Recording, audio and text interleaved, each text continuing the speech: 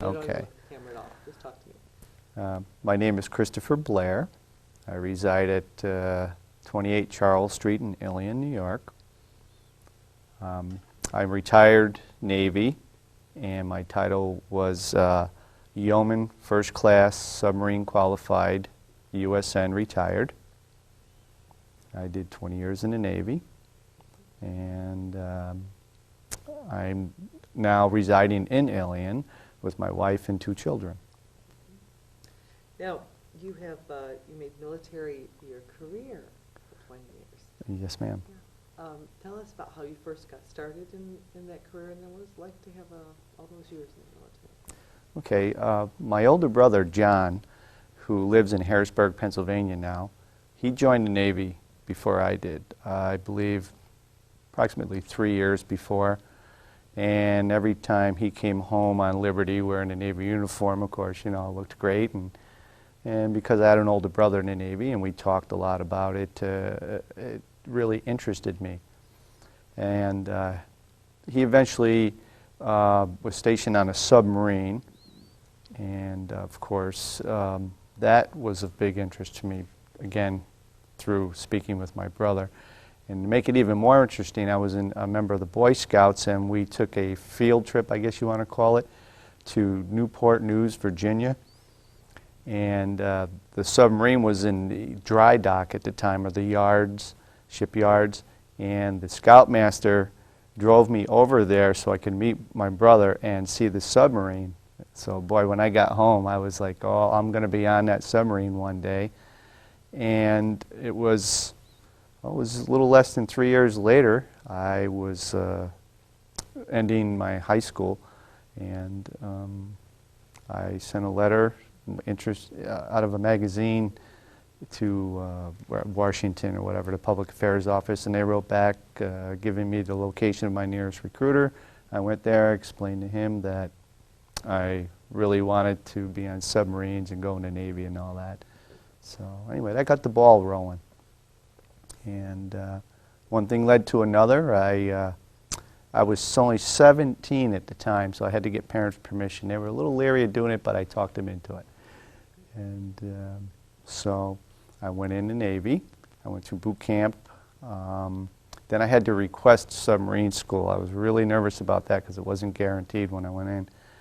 I was lucky enough to get orders to submarine school. And then from there, I had to request brother duty on the particular submarine that my brother was stationed on, which was the USS Mariano G. Vallejo, which I could tell you a little bit about the name or the submarine later if you'd like. How customary was it for a sibling to be put on the same vessel? Well, at that time it wasn't very customary because it was actually the tail end of the Vietnam War years. It was 1973, and to my knowledge, 1975 was the official end of Vietnam. We did have a younger brother at home. I think that helped. You had to request duty, brother duty. Your brother actually had to agree to it, if I recall. And in Washington, or whoever the powers to be, Bureau of Naval Personnel in Washington had to approve or disapprove, and I was lucky I had it approved. The only obstacle was I had to get through submarine school, and then I could have orders on it, which I managed to do. I graduated from submarine school, which was a very memorable moment for me. How did when you went into boot camp and then you went to submarine school, it's one thing to get the approvals. How did that affect you? Was it everything you thought it would be or different?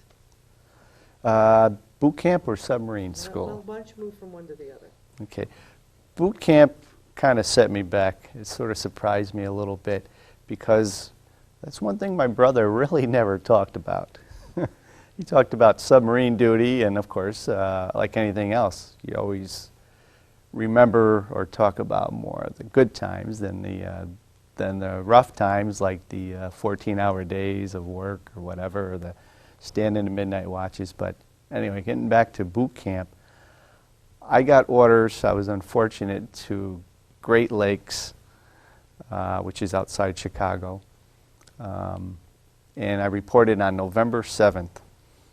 In the middle of the winter in Great Lakes is not a place you want to be. So that wasn't too good. But I fared well in boot camp. I went in, I was about 110 pounds, and I came out of there about 130, and some good muscle on me, so it was really good for me as far as that goes. A lot of exercise, a lot of schooling. Everything is classroom now. They teach you seamanship, how to tie knots, how to moor ships, everything about the ships, it seems. A little or nothing about submarines, so I learned a lot of shipboard stuff. But that's basically what it is. A lot of exercise, discipline, learning the rules and regulations of the Navy, and that sort of thing. Now, you went in during the Vietnam War, but then you went on to submarine school. The submarines didn't have the same involvement in the war as some of the other areas of the military, correct? I guess it's really hard to say, because submarines are, of course, coined the silent service for good reasons, because they're basically like the unsung heroes. You never hear about submarines, or how they're involved in any sort of a conflict. Even today, you don't hear much about them. Until recently, in the Iraqi war, you did hear a few things about submarines, which I was actually pleased to hear that they were getting some recognition. Submarines, especially back in that era, we were on a boomer or an SSBN, fleet ballistic submarine, and what our objective was to be a deterrent force. Basically, we're out what we would call poking holes in the ocean. Each submarine would patrol a certain area until relieved by another submarine. Only certain people on board the submarine actually knew where you were, why you were there, if there was a special mission, we'll say. It's just the crew themselves did not know where they were. We could have been anywhere. We could have been in waters we didn't belong in. We could have been off the coast of New York for all we know. Really. But the bottom line, at being a deterrent force, is we had capability to carry 16 nuclear missiles, or missiles with nuclear warheads, I should say.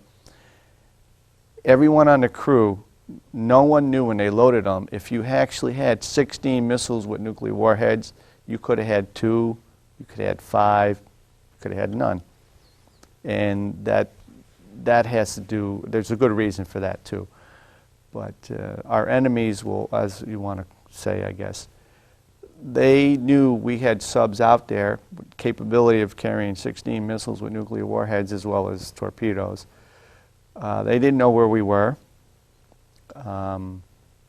We could have been off their coast, so if they wanted to try something like fire a missile on us, well, we could have intercepted them or taken care of those people before, it was deterrent. You do unto us, we'll do unto you. So we don't know where yours are, you don't know where ours are, so no one wants to make a move. And that's what keeps the peace. That's really what it was. It was to maintain the peace. And it's still like that today. Also, it was during what they called the Cold War years. We would track Russian submarines without their knowledge. They would track us, or they would try to track us, I should say. We would also, later I found out, we would listen in to communications from other countries, Russia, the communist countries and such.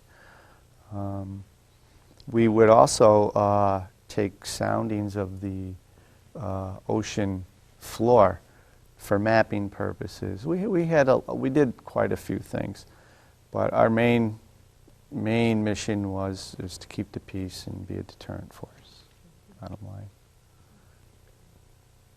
What would you suggest to young people now, some who haven't been in the military, we have military uprisings just going through a war. At the time when you went in, the war wasn't a very popular thing. Right. Military wasn't very popular, so it's interesting you chose to go ahead and do that even at an unpopular time. Mm-hmm. How about, what would you say to young people today about that, about whether going into the military, about just becoming a part of such a thing? Well, I would recommend it, especially today. I can tell you from a personal viewpoint, the military is really, I wouldn't be where I am today if I hadn't gone in the military. I don't know where I would have been, but I know for a fact I would not be where I am today. And but I would recommend it for anyone. Today they have even more opportunities than we had. Today they can go in and they learn very technical skills. They can learn a trade. There's trade skills too. They can save money for college. Sometimes they have bonuses. Their experience and the schools they have today are wonderful, and they're recognized by a lot of colleges for credits towards degrees when they get out.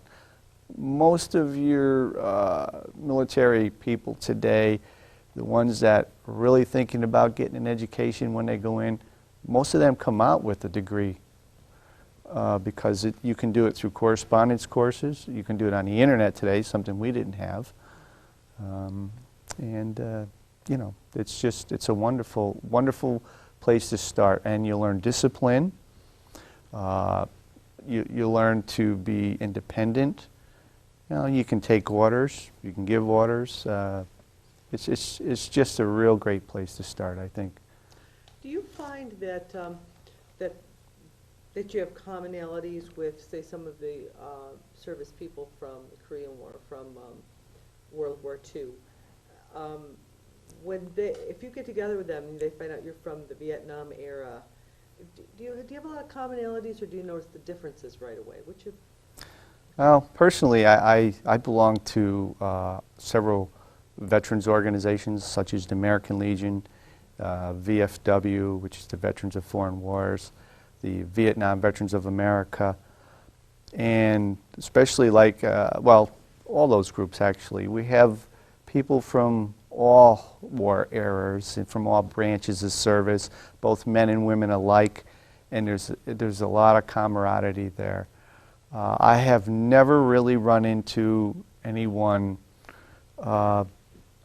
thinking any more or less of someone that was in a different war era, I guess you want to say, or branch of service. There's some kidding around, and leg pulling or whatever you want to call it. But on a serious note, everyone recognizes everybody else as having done the job and done it well, and for a good reason. So that's how I see it. How would you state the reason to a kid, to a young kid? Our children and grandchildren, they need to know about the people who've given their lives in many ways for our country. Mm-hmm. And what do you think that they need to know and understand? I think that they need to understand that the reason that they have some of these wonderful things that we have today, freedoms, especially freedom of speech, freedom to the First Amendment freedoms. It's simple things, the internet, the school systems, it goes on. They just need to understand that the reason that they are living on a level that they are today compared to our fathers or grandfathers that lived through Depression eras and different things is because of those people. They have to be taught that if what would have happened, let's say, if nobody went after Nazi Germany, how would we be living today? We would be and communism, if we didn't fight the threat of communism.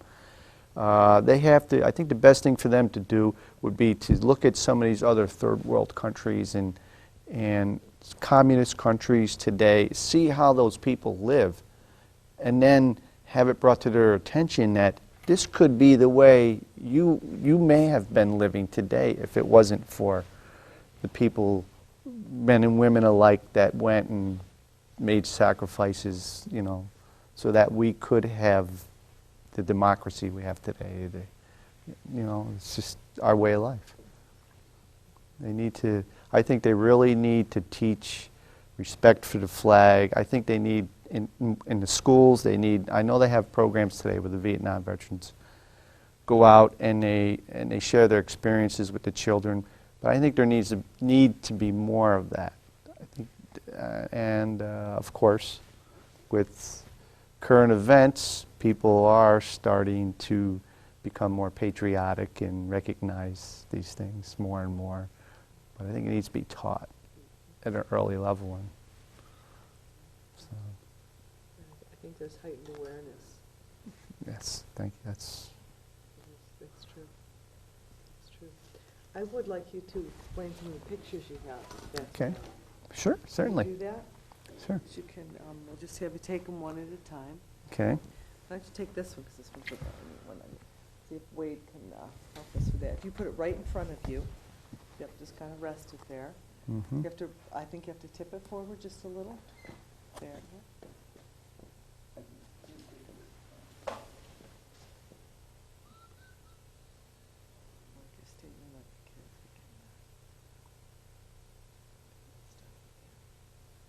That's such a cool picture.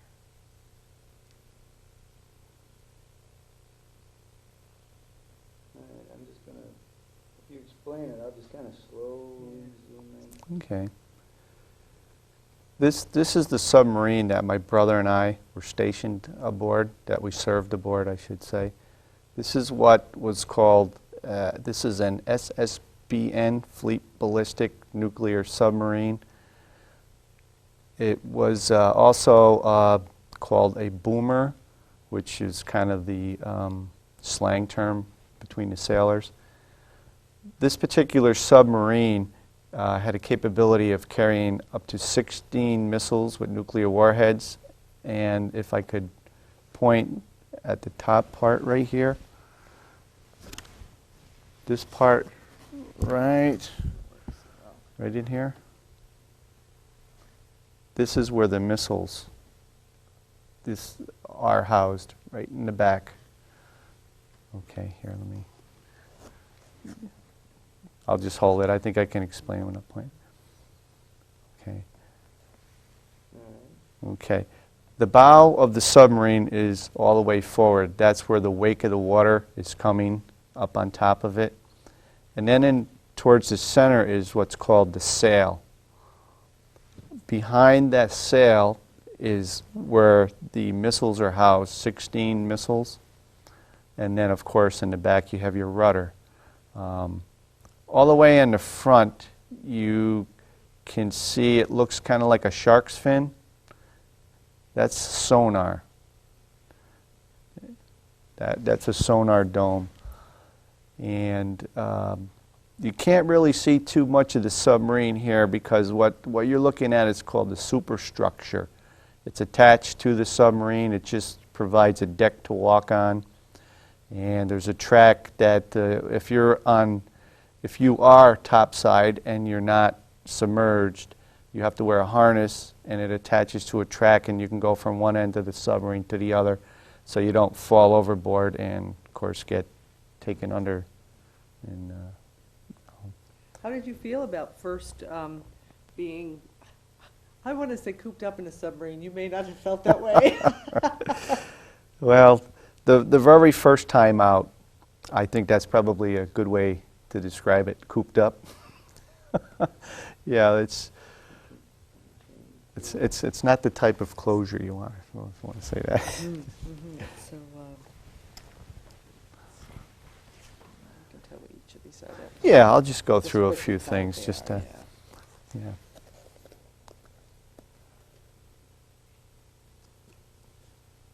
Okay, you can start telling me. Okay. This here I thought was pretty neat. The reason I saved this is I don't know if they even have them today. In the magazines, back when I was in high school, they had little postcards if you were interested in the service. This particular one was from the Navy. You would just mail it in, postage paid. Well, I signed my name, marked I'm interested, and mailed it in, and this is the letter they sent to me. And this was, it was probably 2.5 years before I went in.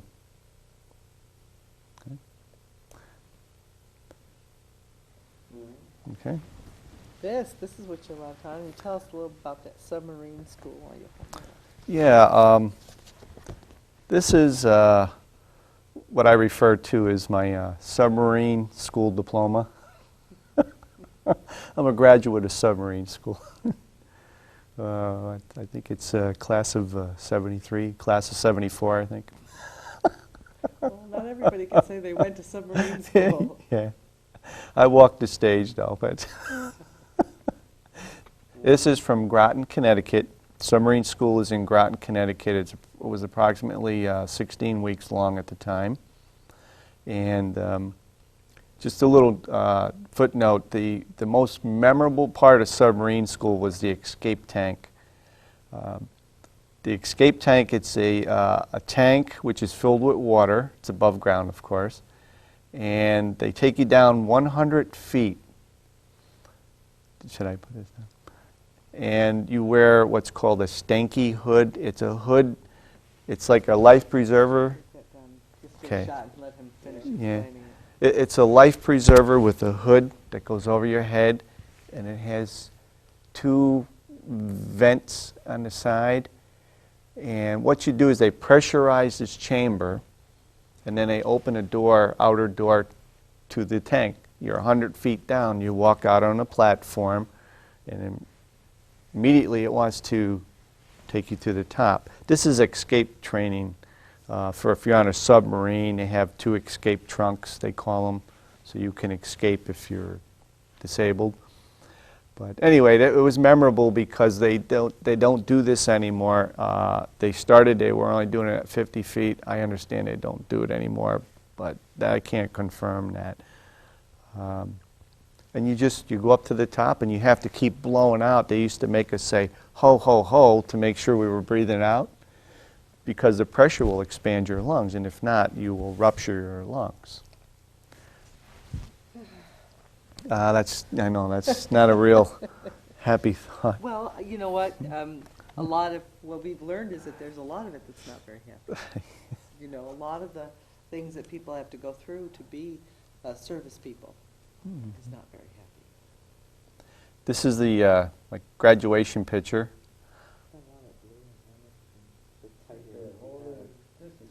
There you go, right there. There we go. Let me hold it right there just a second. And I'm down at the bottom corner.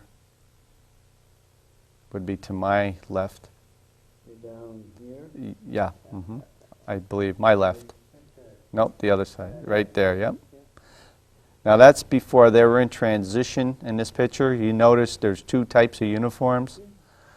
This was when the Navy, someone had the bright idea, of changing the uniform from the traditional Cracker Jacks to a, oh, well, I won't tell you what they used to say, but hey, we look like elevator operators, some people said. Some people said we looked like we were in the Air Force or Coast Guard. But then they actually surveyed Navy personnel and asked them what they thought, and of course no one liked those uniforms, and it went back to the Cracker Jacks. And this was the transition period where they were going from one back to the other. So that's why we have a mixture of uniforms there.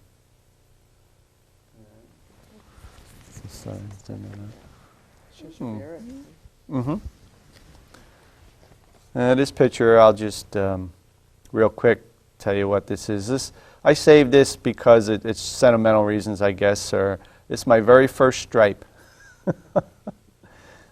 I went in and had 1 stripe, and I'll tell you how proud I was of that. And the picture postcard in here that's the barracks that we stayed in. And they were actually old World War II barracks, but they were still using them when I went in 73. Now, of course, they have new brick, modern buildings, you know, with all the conveniences, but that's okay. That's what it's all about. It should get better for everyone. And that's the article, I believe, which they wrote because I got brother duty. So that was the article in the paper about that. Little red ribbon.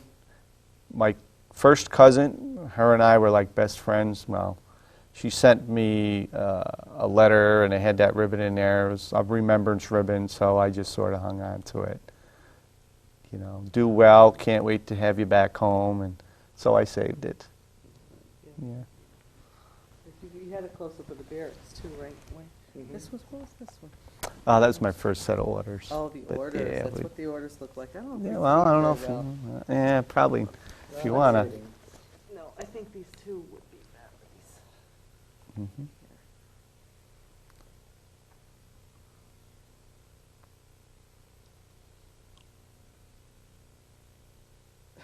People keep their discharge papers. That's what we've seen a lot of. is it, Well, I discharge. didn't bring any, I have bags of stuff, but, I'm sure you do, right. That's a lot of years to be mhm. in the service. I'm sure of a lot of different things. Actually, on a real good note, I saved every card and letter I received from my family when I was in. I have them all at home still in a bag.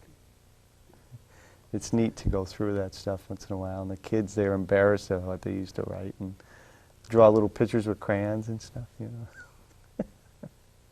Did you find that that's the stuff that kept you going? I mean, how did you react to that stuff when you? Oh yeah, that's definitely, yeah. You know, that's, family is everything. And that's how we brought our children up too. Said, if when everyone else has let you down, your family's always there. So, you know, we always stress family is important. Now, the two of you were in the service. Mm-hmm. That had to be very difficult on your family. There had to be a lot of periods of time when you had to adjust to having the one, That's it's okay. to have the one parent around. Is that true, or Well, your kids go with you a lot, or? My children, Tim and Mary O'Connor, the children's grandparents, well, they were actually like parents to the children because they stayed with them every summer. They were there a lot, so if it wasn't for them, we couldn't have done it. This is? This is my older brother John and I on top side, or on top of the submarine. Behind my brother is what's known as a submarine tender, and we're tied up to the sub tender, and they